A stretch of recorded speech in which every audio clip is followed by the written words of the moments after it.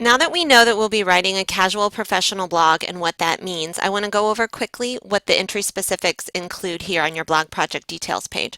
First off, I want to point out again that there is no required length for any of these entries. You are, however, expected to fulfill the expectations of each assignment, whether that's an assigned entry or a self-generated topic. That said, there are three major pieces in each entry that you need to make sure you develop completely. The first is your setup.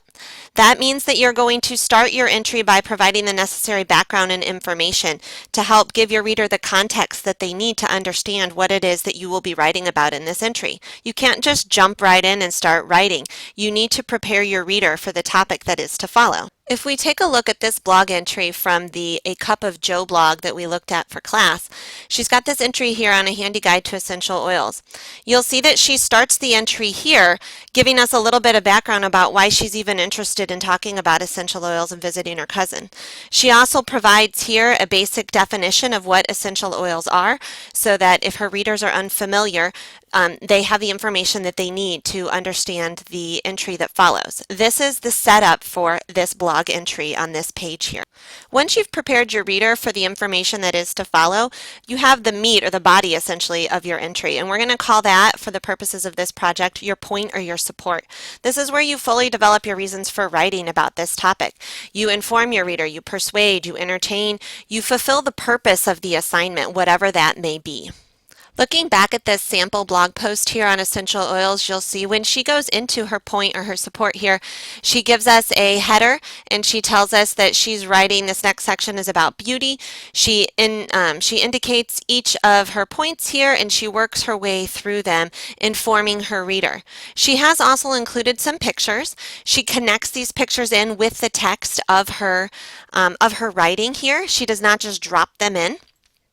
But during that section of your entry, that's essentially the main part of your entry, you need to make sure that your reader understands what it is that you are hoping that they take away from the topic that you are discussing for that post. You'll see here, as I was mentioning the pictures, that you are expected to incorporate smart and thoughtful visual images, videos, links, and that they're connected and explained. You don't just drop them in and not mention them. You have to connect them for your reader.